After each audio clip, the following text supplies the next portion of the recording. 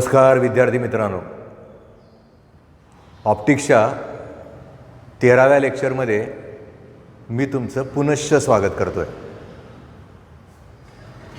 12चा मोठा प्रवास होता होता आपण 13व्याला येऊन पोचलो आणि सहज फळ्यात डोकावून जर बघितलं तर लक्षात येतं तिथलं जे आर्टिकल आहे ते अगोदरच्या कुठल्या तरी आर्टिकलच्या करस्पॉन्डिंग आहे। काय आहे, कसं करायचं आहे, आता काय बघायचं आपल्याला। काल यातला तसा विचार करायचा झाला तर तिसरा भाग बघितल्यासारखं झालं। मिरर झाला, लेन्स झाली आणि प्रिझम आपण काल सुरुवात केली। प्रिझमला सुरुवात करताना आपण काय केलं ते बघा। मुळात आपण इथं विचार करत असताना एक असा विचार केला की जर समजा एखादं काचेसारखं माध्यम, ज्याला आपण ट्रान्सपरंट मीडियम या नावाने ओळखूयात, वाक्य करताना आपण कसं केलं बघा। Prism is an optically transparent medium bounded on the two sides by plane surfaces inclined with each other. हे करता करता मग आपल्याला कळलं की बाबा त्या ठिकाणी तिथं असणारा तो जो प्रिझम आहे तो तयार करायचा झाला तर त्याला दोन बाजू तयार होतात। दोन बाजू झाल्यामुळं तिसरी बाजू तयार होते आणि मग आपला प्रिझमचा प्रवास सुरू झाला। प्रिझम झालं, प्रिझम होता होता मग त्या ठिकाणी तिथं असणारा तो जो रिफ्रॅक्टिंग अँगल म्हणजे काय ते आपण बघितलं। रिफ्रॅक्टिंग सरफेसेस म्हणजे काय ते बघितलं।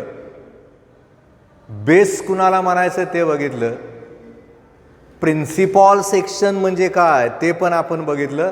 हे सगळं बघत असताना 100% तुम्हाला आता नक्की आठवत असेल, येत असेल, जे कोण लिहून काढतायत त्यांना 100% येणार आहे की बाबा जर समजा रिफ्रॅक्टिंग एजचा विचार केला तर आपल्याला रिफ्रॅक्टिंग सरफेसचा विचार करावा लागतो। ज्या कुठल्या पृष्ठभागाचा वापर आपण अपवर्तनासाठी करतोय, 3 मधल्या 2 भागाचा आपण वापर करतोय, त्याला रिफ्रॅक्टिंग सरफेसेस या नावाने ओळखतात। एक सरळ रेषा जी रिफ्रॅक्टिंग सरफेसेसला जोडते त्याला ज्या कुठल्या नावाने ओळखतात ते जे नाव आहे त्याला म्हणतात रिफ्रॅक्टिंग एज। एखादा पृष्ठभाग जर रिफ्रॅक्टिंग एजच्या अपोजिटला असेल तर त्याला आपण बेस या नावाने ओळखतो आणि एखाद्या रिफ्रॅक्टिंग एजला जर परपेंडिक्युलर सेक्शन काढला तर त्याला म्हणतात प्रिन्सिपल सेक्शन। हे बघत चाललो आपण। मग जाता जाता आपल्याला असा विचार करायला लागेल की बाबा जर समजा त्या ठिकाणी तिथं असणारा तो जो प्रकाश आहे तो प्रिझम सारख्या माध्यमावर पडला म्हणजे काय, कल्पना करा हा एक प्रिन्सिपल सेक्शन प्रिझमचा आहे, ABC, आणि या प्रिन्सिपल सेक्शनवर आपण काय केलंय, याच्यामध्ये एक मोनोक्रोमॅटिक लाईटला इन्सिडेंट करायच्या ऐवजी पॉलिक्रोमॅटिक लाईटला इन्सिडेंट केलंय। मोनोक्रोमॅटिक कुणाला म्हणतात हे काल बघितलं ना आपण।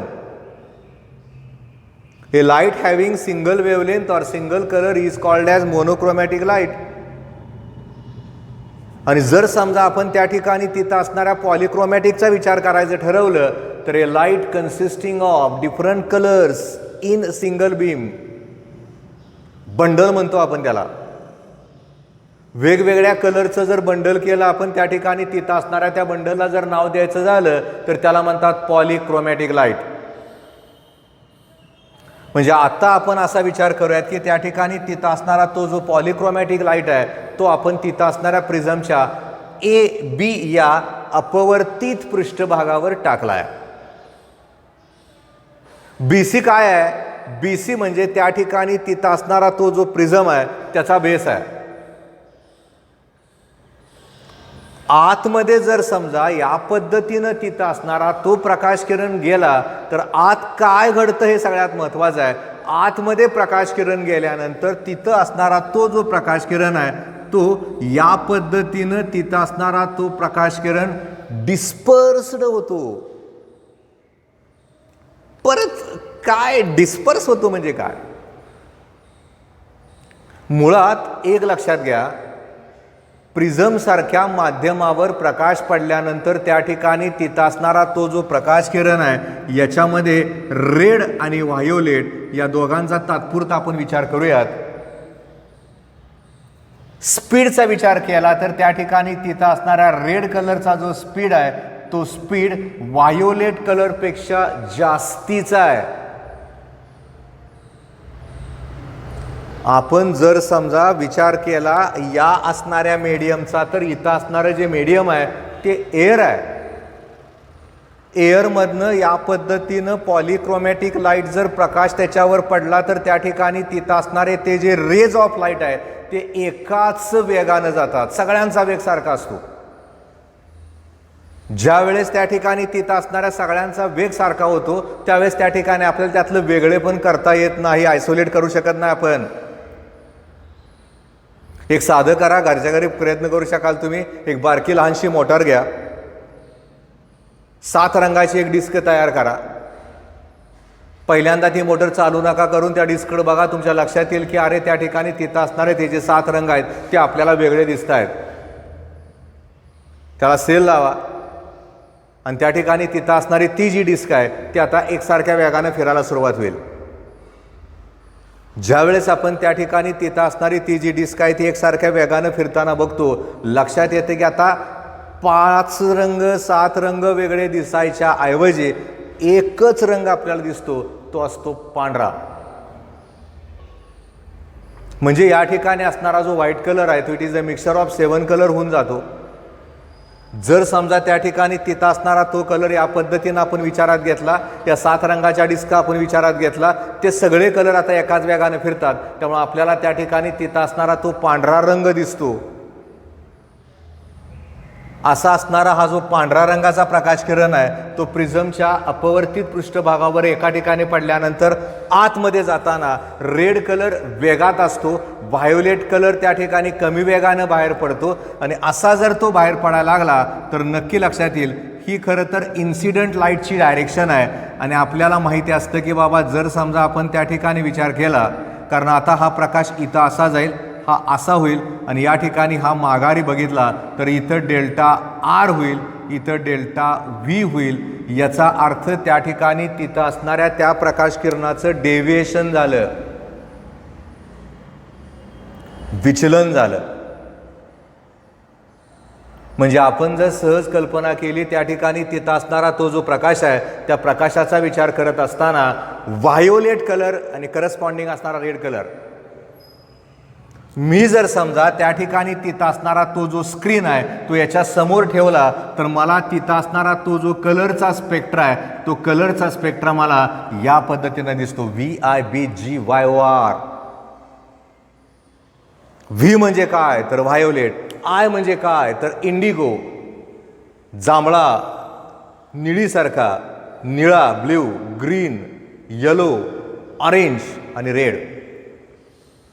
तर याच्यामध्ये सगळ्यात महत्त्वाचं काय आहे, एखादा प्रकाश किरण ज्यावेळेस प्रिझमसारख्या माध्यमावर पडतो त्यावेळेस त्या ठिकाणी तिथं असणाऱ्या रेड कलरचा जो स्पीड आहे तो जास्ती आहे, व्हायोलेटचा स्पीड आहे तो कमी आहे. बाहेर पडताना रेड कलर लवकर बाहेर पडतो आणि व्हायोलेट कलर उशिरा बाहेर पडतो. मी जर या सगळ्या कलरचा स्ट्राईक विचारात घेतला तर 100% मला लक्षात ठेवावं लागतं तिथं असणारा तो जो येलो कलर आहे याला या ठिकाणी मीन कलर या नावाने ओळखतात. तो एक्झॅक्टली मध्ये आहे का नाही आहे. म्हणजे मला जर समजा त्या ठिकाणी तिथं असणारं ते रिलेशन लिहायचं झालं तर या पद्धतीनं तिथं असणारं ते जे रिलेशन आहे ते रिलेशन नक्की लिहावं लागेल. रेड कलरचा स्पीड जास्ती आहे, येलोचा कमी आहे आणि व्हायोलेटचा कमी आहे. सगळ्यात जास्त रेड कलरचा आहे, त्याच्यानंतर येलो कलरचा आहे, त्याच्यानंतर व्हायोलेट कलरचा आहे. एवढं नक्की लक्षात ठेवता येतं. याचा अर्थ आता माझ्या डोक्यामध्ये MCQ साठी हे लक्षात ठेवावं लागेल. आणि सहज मी या ठिकाणी बघितलं तर तिथं असणारा तो जो प्रिझम आहे त्या प्रिझमच्या बाबतीत मी सहज बघितलं डेल्टा आर हा एक अँगल आहे, डेल्टा व्ही हा सुद्धा अँगल आहे. डेल्टा हा जो सिम्बॉल आहे तो खरं तर डेल्टासाठी वापरतात आणि इथं जर बघितलं तर आपल्याला या पद्धतीनं नक्की रिलेशन लिहिता येईल. हे रिलेशनसुद्धा तुम्हाला पाठ करावं लागेल. डेव्हिएशनचा विचार करताना व्हायोलेट कलरचं डेव्हिएशन सगळ्यात जास्ती आहे. मीन कलर म्हणून आपण येलोला घेऊयात, रेडला त्याच्यामध्ये घेऊयात. दोन एक्स्ट्रीम कलरचा विचार करताना आपल्याला विचार करावा लागेल त्या ठिकाणी तिथं असणाऱ्या व्हायोलेट आणि रेडचा. नक्की लक्षात ठेवा. आपण काल डिस्पर्शन म्हणजे काय ते बघितलं, लॅटरल डिस्पर्शन म्हणजे काय ते बघितलं. तसं बघता बघता आता हे सुद्धा बघावं लागेल, कारण ही एक बेसिक आयडिया आहे. आपल्याला प्रिझमच्या करस्पॉन्डिंग काय गोष्टींचा विचार नक्की करायचा आहे, त्याच्यावरनं काय टर्म्स पण बघायच्यात.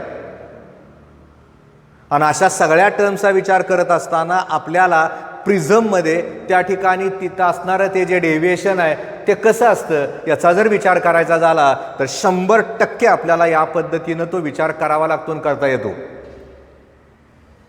त्यामुळे आता लक्षातच ठेवायचं आहे, ज्या वेळेस आपल्याला प्रिझममधनं एखाद्या असणाऱ्या पांढऱ्या प्रकाशाकडे बघितल्यानंतर 7 रंग दिसतात, ते का दिसतात याचं उत्तर लक्षात ठेवायचं आहे. एकतर प्रत्येक रंगाचा अपवर्तनांक वेगळा आहे, रिफ्रॅक्टिव्ह इंडेक्स वेगळा आहे. एखाद्या प्रिझमसारख्या माध्यमावर तो प्रकाश जात असताना प्रत्येकाचा स्पीड बदलतो रंगाचा, हे पण लक्षात ठेवा. नुसतं तेवढंच नका लक्षात ठेवू, व्हायोलेटचा स्पीड कमी आहे, रेडचा स्पीड जास्ती आहे. व्हायोलेटचं डेव्हिएशन जास्ती आहे, रेडचं डेव्हिएशन कमी आहे. प्रिझमसारख्या माध्यमातून हा प्रकाश बाहेर पडताना पहिल्यांदा रेड कलर बाहेर पडतो आणि नंतर व्हायोलेट कलर बाहेर पडतो. बाकीचे रंग ह्या 2 रंगाच्या मध्ये असतात. आणि हे सगळं करता करता डोक्यात नक्की ठेवायचं की बाबा येलो कलर जो आहे त्याला आपण मीन कलर या नावानं ओळखतोय, आणि आपला डोळा जो आहे ग्रीन कलरला जास्त सेन्सिटिव्ह असतो. हे 100% लक्षात ठेवा. MCQ आहे ते. आकाशाकडे बघताना निळा रंग दिसतो, पानाकडे बघताना हिरवा रंग दिसतो, पानाकडे बघितल्यानंतर असं आल्हाददायक वाटतं. सध्या पावसाळा सुरू आहे, पाऊस झाला आहे, सगळीकडे हिरवगार आहे. नुसतं बाहेर फिरून जरा कुठेतरी बघून बघा, त्या झाडाकडे बघा, इतकं छान वाटतं आपल्याला. डोळ्यासाठी त्याची गरज आहे त्या हिरव्या पानाच्या रंगाची. का तर त्याची सेन्सिटिव्हिटी जास्त आहे. त्यामुळे आपण लक्षातच ठेवायचं की त्या ठिकाणी तिथं असणारा तो प्रिझम या पद्धतीनं वापरत असताना प्रिझममध्ये जर असं घडत असेल तर याला ज्या कुठल्या नावानं ओळखतात ते म्हणजे डिस्पर्शन झालं. पहिलं एक वाक्य आपण पाठ करून टाकूयात. पहिलं एक वाक्य आपण लक्षात ठेवूयात. Separation of white light into its constituent colours is called as dispersion of light. प्रकाशाचं अपस्करण म्हणजे काय? कारण प्रकाशामध्ये अनेक गोष्टी घडतात. हे काल मी तुम्हाला म्हणलं होतं आणि सांगितलं होतं. अपवर्तित होतो, परावर्तित होतो, त्याच पद्धतीनं तो अपस्करित पण होतो. आणि ॲक्च्युली त्या ठिकाणी तो पसरतो पण, त्याला म्हणतात स्कॅटरिंग. आपण बघितलं होतं सुरुवातीला. इथं विचार करत असताना त्या ठिकाणी तिथं असणारा तो जो प्रकाश आहे त्या प्रकाशाच्या बाबतीत विचार करत असताना नक्की लक्षात ठेवायचं आहे, इथं जर आपण बघितलं तर रेड कलर हा जादा त्या ठिकाणी तिथं असणारा तो वेगानं बाहेर पडतोय, व्हायोलेट उशिरानं बाहेर पडतोय. त्याचे 7 रंगात विभाजन होते. 7 रंगात विभाजन होत असताना नक्की लक्षात ठेवायचं आहे, एखाद्या पांढऱ्या प्रकाशाचं त्याच्या 7 रंगामध्ये विभाजन होणं, दॅट इज डिस्पर्शन, प्रकाशाचं अपस्करण. Separation of white light into its constituent colours is called as dispersion of light. डोक्यामध्ये भिनवा वाक्य हे. एवढंच वाक्य नाही लक्षात ठेवायचं, अजून बरीच वाक्य येणार आहेत. आपल्याला याच्यामध्ये काही टर्म्स बघत जायचे आहेत आणि तशा त्या टर्म्स इथं बघितल्या जात असताना मी काय मॅथमॅटिक्स पुढचं अगोदर मुद्दामून घेतोय, कारण ते कळत जाणार आहे आपल्याला. आणि तसं त्या ठिकाणी तिथं असणारं ते पुढचं बघत असताना आता मला विचार करायचा आहे की बाबा अँग्युलर डिस्पर्शन म्हणजे काय, डिस्पर्सिव्ह पॉवर म्हणजे काय, आणि या सगळ्यांचा विचार इथं करायचा आहे आपल्याला. आणि तसा विचार इथं करत असताना एक थोडंसं वेगळं आर्टिकल मी मुद्दामून अगोदर घेतोय, कारण ते एक कंटिन्युटी मेंटेन करता येईल. आणि ते जे आर्टिकल आहे ते आर्टिकल कशाचं आहे, मुळात अँग्युलर डिस्पर्शनच्या अगोदर मी इथं अजून एक लिहितो, त्याचं नाव दिलं थिन प्रिझम.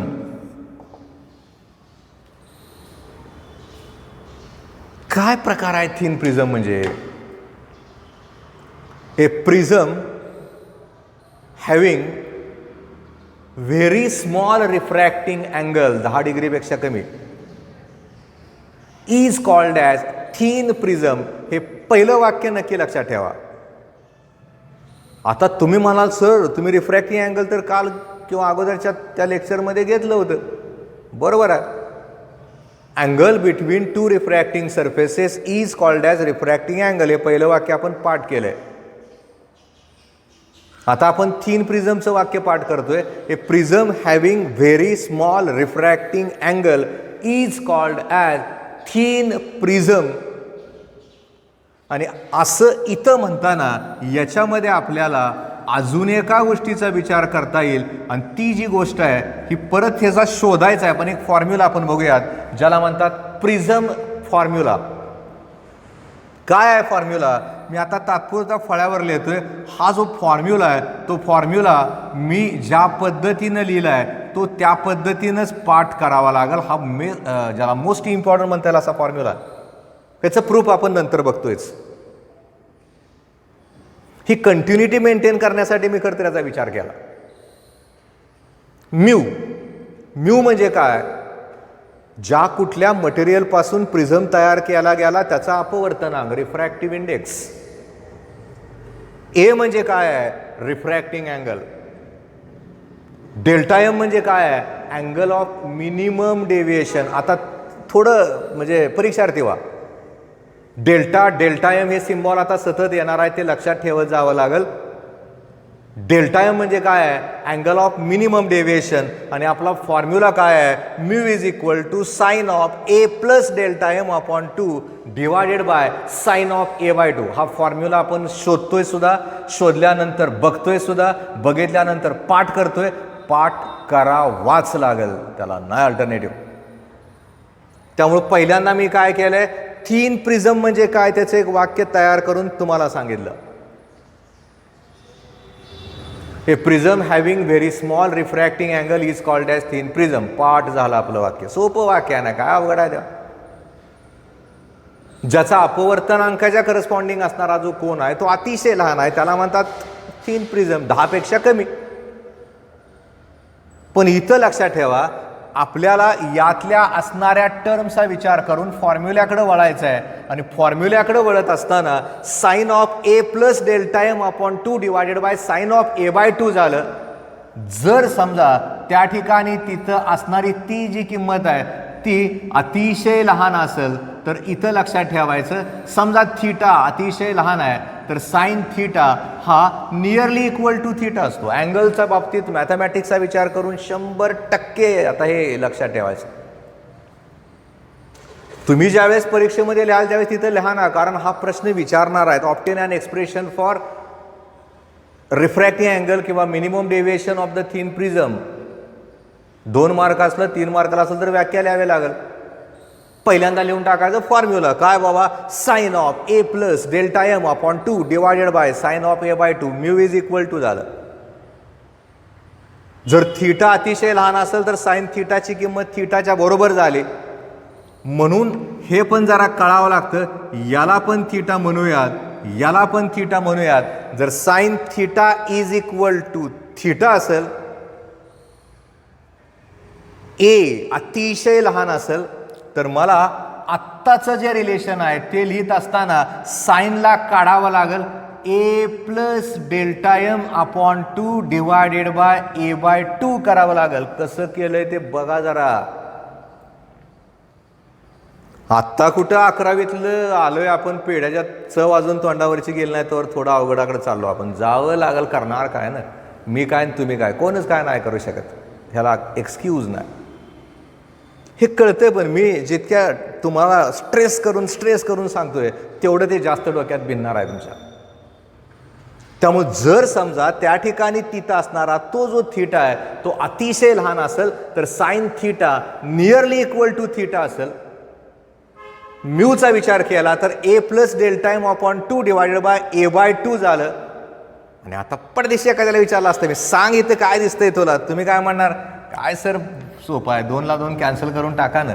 कॅन्सल केलं का mu is equal to A plus delta M upon A आलं. ह्या एला तिरकस गुणाकार करूयात, इथं म्यू ए आलं, इथं ए प्लस डेल्टा एम आलं. तिकडचं ए इकडं घेऊयात, त्याला वजा करावं लागेल. Mu A minus A is equal to delta M करूयात. ए ला कॉमन घेऊयात, म्यू मायनस 1 करूयात, is equal to delta M झालं. झालं की सोपं आहे ना, का अवघड आहे द्या. फक्त हे काय आहे ते आता कळत नाही ना आपल्याला, आपण ते नंतर बघतोय. मोठे एक्सप्रेशन आहे, त्याला एक सेपरेट तास लागणार आहे. त्यामुळे त्याचा विचार तिथं करायच्या अगोदर आपण काय विचार केला की बाबा मला त्या ठिकाणी तिथं असणारं ते उत्तर काढायचं आहे. कुठलं उत्तर काढायचं आहे, थिन प्रिझमच्या अँगल ऑफ मिनिमम डेव्हिएशनचं. पहिले एक वाक्य तयार झालं. कुठलं वाक्य तयार झालं, थिन प्रिझमचं वाक्य तयार झालं. वाक्य काय झालं, a prism having very small refracting angle is called as thin prism. Well known झालं, डोक्यात बसलंच ते. मग आपण काय केलं, we know that the formula for refractive index of the prism that is mu is equal to, हा formula पाठ केल्यासारखा लिहून टाकला, sine of A plus delta M upon 2 divided by sine of A by 2. A म्हणजे काय ते लिहिलं आपण, रिफ्रॅक्टिंग अँगलला सिम्बॉल कॅपिटल ए वापरतोय. डेल्टा हा सिम्बॉल, डेल्टा एम हा सिम्बॉल, नुसता डेल्टा असेल तर ते डेव्हिएशन झालं आणि डेल्टा एम असेल तर अँगल ऑफ मिनिमम डेव्हिएशन झालं. हा एक फॉर्म्युला तयार झाला, आपण पटदिशी लिहून टाकलं. जर थिटा अतिशय लहान असेल तर sine theta is nearly equal to theta झालं. Mu is equal to A plus delta M upon 2 divided by A by 2 झालं. 2 ला 2 कॅन्सल झालं. Mu is equal to A plus delta M divide by A आलं. तिरकस गुणाकार केला, A into mu केलं is equal to A into delta M केलं. हे येतं ना आपल्याला, काय नवीन आहे का देवा. तुम्ही म्हणणार की सर आम्ही 5, 8वी 9वी मध्ये करतोय, काय नवीन नाही मला. तिकडचं इकडं आणताना वजा होतं ते तुम्हाला पण माहिती आहे आणि मला पण माहिती आहे. कॉमन काढलं, ए ब्रॅकेटमध्ये तयार झालं, A into bracket mu minus 1 is equal to delta M. कशाला काय लागतंय, सोपं आहे ना. इतकं सोपं कधीच आपण बघितलं नव्हतं. त्यामुळे पहिल्यांदा लक्षात ठेवायचं आहे, मी थिन प्रिझम घेऊन मग अँग्युलर डिस्पर्शनकडे वळतोय. आणि तसं तिथं वळत असताना मी आता काय करतोय, या ठिकाणी असणारा थिन प्रिझमचा जो कॉन्सेप्ट आहे त्याला टोटली क्लिअर करून टाकतो. सध्या फळ्यावर त्याला ठेवतच नाही.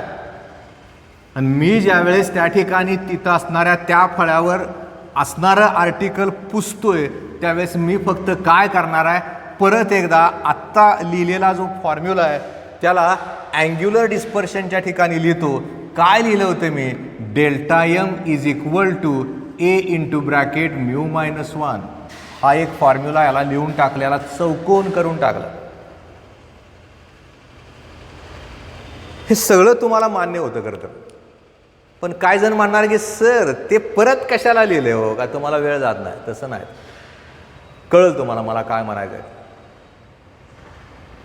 आता याच्यामधलं वरचं आर्टिकल काय बघा, अँग्युलर डिस्पर्शन. काय प्रकार आहे अँग्युलर डिस्पर्शन म्हणजे, एका वाक्यामध्ये जर मला अँग्युलर डिस्पर्शनला जर सांगायचं झालं तर माझं वाक्य असं असणार आहे, angular separation between 2 extreme colours is called as angular dispersion. 2 टोकाकडच्या रंगामध्ये असणारं कलरच्या बाबतीतलं अँग्युलर सेपरेशन आहे त्याला अँग्युलर डिस्पर्शन या नावानं ओळखतात. Angular separation between 2 extreme colours is called as angular dispersion. ते जर तसं असेल आणि मी जर समजा इथं लिहिलं अँग्युलर डिस्पर्शन, तर मग मात्र मला इज इक्वल टू कडे लिहिताना एक फॉर्म्युला लिहावा लागेल. कुठला? दोन टोकाकडचे रंग कुठले आहेत ते मी तुम्हाला सांगितलं होतं. कुठले कुठले आहेत? बरोबर आहे, रेड आणि व्हायोलेट आहे. आता माझं वाक्य कसं आहे बघा, angular separation between two extreme colours. दोन असणाऱ्या टोकाच्या रंगामधलं कोणामध्ये असणारं जे सेपरेशन आहे त्याला अँग्युलर डिस्पर्शन या नावानं ओळखतात. आणि आपण विचार केला आता फरक घ्यावा लागेल, आणि फरक घेताना 100% आपण जास्तीतनं कमी वजा करतो. डेव्हिएशनचा विचार केला तर कुठल्या रंगाचं डेव्हिएशन जास्ती आहे? करेक्ट आहे, व्हायोलेटचं जास्ती आहे, रेडचं कमी आहे. आणि ते जर तसं असेल तर angular dispersion is equal to कडे जाताना मला delta V minus delta R करावा लागेल. हा एक फॉर्म्युला झाला. कल्पना करा, आपल्याला हे कळावं लागतं, आणि हे कळत असताना हा एक मुख्य फॉर्म्युला झाला अँग्युलर डिस्पर्शनच्या बाबतीत. आणि असा फॉर्म्युला इथं तयार केल्यानंतर मग आपण परत वर वळूयात. आपल्याकडे एक फॉर्म्युला आहे delta M is equal to A into bracket mu minus 1. मला वाटलं बाबा लिहावं की आता डेल्टाचा वापर करूयात आपण. Delta V is equal to कडे लिहिताना A into bracket mu V minus 1 आणि delta R is equal to कडे लिहिताना A into bracket mu R minus 1. हे जे लिहिलंय आपण त्याचं इम्प्लिमेंटेशन इथं करूयात. याचा अर्थ काय झाला? इथं ए झालं, ब्रॅकेटमध्ये म्यू व्ही मायनस 1 झालं, मायनस ए झालं, ब्रॅकेटमध्ये म्यू आर मायनस 1 झालं. आता आपण आतमध्ये गुणून घेऊयात. इथं बघितलं तर ए इन म्यू व्ही आलं, मायनस ए आलं, मायनस ए इंटू म्यू आर आलं आणि प्लस ए आलं. करून टाकू ना कॅन्सल. मायनस एला प्लस ए कॅन्सल करूयात. आणि असं ज्यावेळेस आपण त्या ठिकाणी तिथं असणारं ते कॅन्सल करतोय आणि करस्पॉन्डिंग असणारा जो फॉर्म्युला आहे त्याला आपण तयार करतोय. आणि जर समजा त्या ठिकाणी तिथं असणारा तो जो फॉर्म्युला आहे ते आपण तयार केला तर कसा झाला बघा. ए कॉमन निघालं आणि ब्रॅकेटमध्ये आलं mu V minus mu R. म्हणजे आपल्याला त्या ठिकाणी तिथं असणारी ती जी संकल्पना आहे ती संकल्पना घेत असताना या असणाऱ्या कॉन्सेप्टचा आधार घ्यावा लागेल. हा एक फॉर्म्युला म्हणून आपल्याला वापरता येतो. Mu V minus mu R म्हणजे आपण तिथं असणाऱ्या त्या फॉर्म्युल्याचा विचार करून करस्पॉन्डिंग असणाऱ्या ज्या टर्म्स आहेत त्या टर्म्सला नक्की लिहू शकतो. कधी कधी यातल्या कुठल्या टर्म जर दिलेल्या नसतील तर आपल्याला त्या ॲडजस्ट करून घ्याव्या लागतात. समजा कलर दिलेच नाही, डेल्टा 2 दिलं आहे, डेल्टा 1 दिलं आहे, तर A into bracket delta 2 minus delta 1 करा आणि उत्तर काढा. काय अडचण आहे तुम्हाला? येऊ शकतं ना ते. जसं दिलं आहे तसं आपल्याला चालवावं लागतं. त्याला कुठला एक्सक्यूज असू शकत नाही, त्याला कुठला पर्याय असू शकत नाही. या पद्धतीनं त्या ठिकाणी तिथं असणाऱ्या त्या ज्या टर्म्स आहेत त्या आपल्याला नक्की चांगल्या पद्धतीनं वाचता येतील, करता येतील, कराव्या लागतील. हे सगळं नक्की लक्षात ठेवायचं. कशाच्या बाबतीत लक्षात ठेवायचं आहे? नुसतं अँग्युलर डिस्पर्शनच्या बाबतीत. एवढीच टर्म तिथं आहे का? नाही. ह्याच्यामध्ये अजून एक टर्म महत्त्वाची येते आणि ती जी टर्म आहे त्याला काय म्हणतात? डिस्पर्सिव्ह पॉवर. आणि ह्याला सिम्बॉल वापरतात असं काढलं का याला ओमेगा म्हणतात, एवढं नक्की लक्षात ठेवा. हे आपण पहिल्यांदाच वापरतोय, तुम्ही कधी वापरलेलं नसतं, तुम्हाला माहिती व्हावं या उद्देशानं लक्षात ठेवायचं आहे. जसं थीटा, बीटा, गॅमा, अल्फा, साय, फाय, तसं हे ओमेगा आहे. डब्ल्यू नाही, ते ओमेगा म्हणायचं त्याला. त्यामुळं असं डब्ल्यूचा सिम्बॉल काढत असताना तो आपण असा काढतो आणि ओमेगाचा काढताना असा काढतो. हा फरक नक्की लक्षात ठेवा.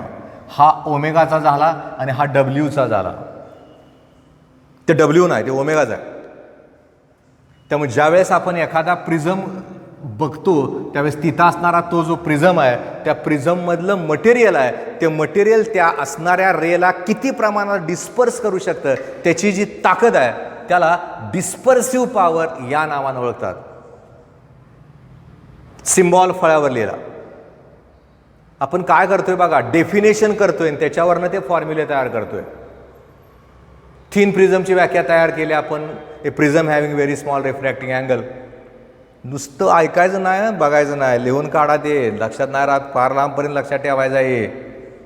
वाटते आपल्याला घरात बसून मजा निवांत आहे, तसं नाही. ते उलट ते डेंजर होत चाललंय.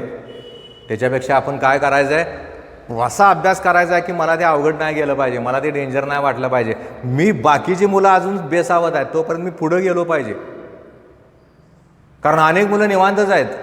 तसं ना काय, आपण अलर्ट झालोय ना, आपण बघतोय, वाचतोय, करतोय, पुस्तक घेतलंय, चालू केलंय आपण. कारण शाळेपेक्षा आपल्याला इथं बरं होऊन जातं ना. शाळेत आपण बघताना, क्लासमधनं बघताना, प्रत्येक कॉलेजमध्ये ते प्रत्येक ठिकाणी या पद्धतीने शिकवलं नाही जात. आपण कॉलेजमध्ये पण याच पद्धतीने शिकवतोय. त्यामुळे लक्षात ठेवायचं आहे, ज्यावेळेस आपल्याला डिस्पर्सिव्ह पॉवरचा विचार करायचा आहे त्यावेळेस वाक्य कसं आहे बघा. Dispersive power of the material of the prism is defined as. वाक्य कसं केलंय बघा. मटेरियल शब्द जर नाही घातला 0 मार्काला गेली व्याख्या. Dispersive power of the material of the prism is defined as it is the ratio of angular dispersion to the deviation of the mean color. कसं आलं ते बघा. Angular dispersion to the deviation of the mean color असं जर तिथं म्हणलं असेल आणि मला ओमेगा इज इक्वल टू कडे लिहायचं झालं आणि तुम्हाला विचारलं की सांग फॉर्म्युला अँग्युलर डिस्पर्शन डेव्हिएशनच्या भाषेमध्ये, लगेच तुम्ही म्हणणार की सर लिहून टाका delta V minus delta R. Yellow colour mean colour आहे, लगेच खाली तयार झालं डेल्टा वाय. बेसिक फॉर्म्युला तयार करून टाकला. तर पहिल्यांदा आपण काय केलं, अँग्युलर डिस्पर्शन म्हणजे काय ते बघितलं, डिस्पर्शन का होतं ते बघितलं, त्याची उत्तरे शोधत गेलो, शोधता शोधता पुढं आलो. पुढं येता येता आपण डिस्पर्सिव्ह पॉवरला आलो. वाक्य तयार केलं आपण. वाक्य तयार करताना ती एक डेफिनेशन झाली. Dispersive power of the material of the prism is defined as it is the ratio of angular dispersion to the deviation of the mean colour. Angular डिस्पर्शनचा फॉर्म्युला मागाचा, कलर येलो मीन आहे, delta V minus delta R upon delta Y झालं. एवढा एकच formula आहे का? नाही. फॉर्म्युल्यामधली variation बघावी लागतात आपल्याला आणि तशी ती व्हेरिएशन तिथं बघितली जात असताना आता मी परत एकदा या सगळ्यालाच पुसून टाकतो. इकडची बाजू आता क्लिअर करून घेतो मी. मगाशी मला ते वापरायचं होतं, तुमच्या लक्षात राहावं यासाठी त्याला मी तिथं ठेवलं. आता कसं झालं बघा. डिस्पर्सिव्ह पॉवर हे तसंच ठेवलंय मी. याचा अर्थ असा झाला, मला ओमेगाचा विचार केला तर अजून एक फॉर्म्युला मला लिहिता येईल. कसा लिहिता येऊ शकतो बघा. इथं A into bracket mu V minus mu R, आपण जे मगाशी शोधले तेच लिहिलं. डेल्टा वायचा विचार केला तर A into bracket mu Y minus 1, एला एक कॅन्सल झालं, mu V minus mu R upon mu Y minus 1 तयार झाला फॉर्म्युला. हा मूळ फॉर्म्युला झाला. Delta V minus delta R upon delta Y. बदल काय केला मी, delta V minus delta R इथं लिहिलं होतं आपण, A into bracket mu V minus mu R, त्याचा वापर केला, ते इथं ठेवलं. डेल्टा वाय म्हणजे काय, A into bracket mu Y minus 1 लिहून टाकलं. याला हे कॅन्सल केलं, एक फॉर्म्युला तयार झाला. काय जण म्हणणार की सर इथं जर आपल्याला त्या ठिकाणी तिथं असणारा तो येलो कलरचा डेव्हिएशन दिलाच नाही तर तुम्ही काय करणार? काय नाही, माझी अडचण नाही आहेत, मी काय करणार मग?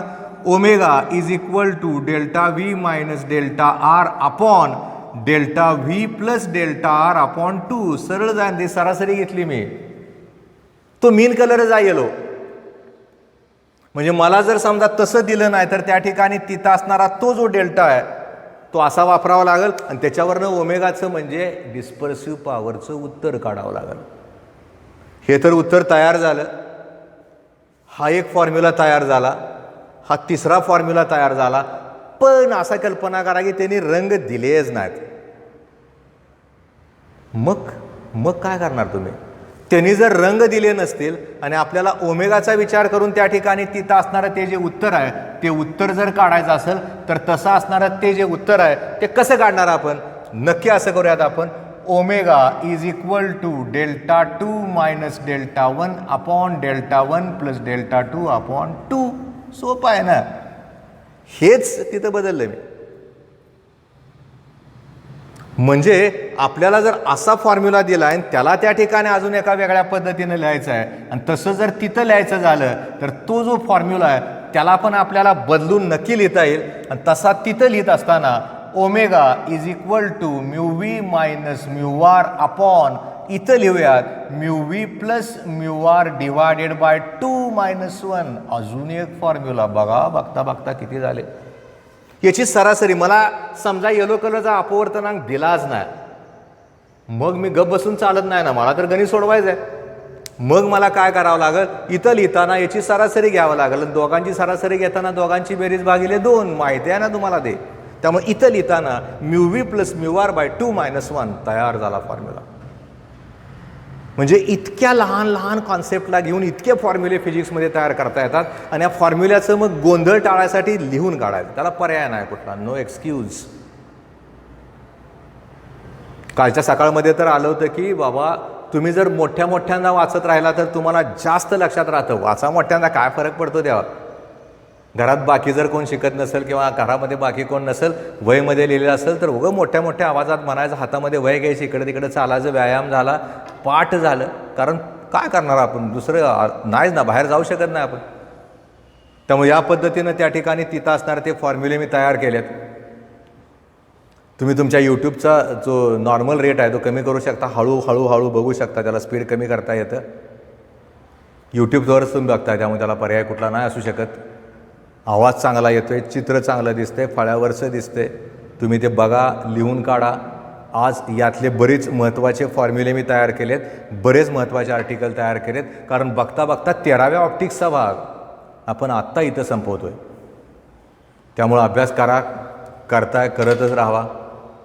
याच्यानंतर आपल्याला एक प्रिझम फॉर्म्युला, अजून बरेच आहेत, हा मोठा टॉपिक आहे. प्रिझम फॉर्म्युला आहे, लेन्समधलं मॅग्निफाईंग पॉवर आहे, त्यातलं एकच आर्टिकल कट झाले तेवढं आपण नाही घेणार आहोत. बाकीचं सगळं घ्यावं लागणार आहे. लेन्स डिफेक्ट नावाचं आर्टिकल आहे, ते समजून घ्यायचं आहे. फार डोक्यात मी तुमच्या भरतच नाही, काय मला गरज नाही. थोडं पचत चाललं आहे, तुम्हाला नक्की लक्षात राहिलं तुमच्या. त्यामुळे आज आपण इथंच थांबतोय. धन्यवाद.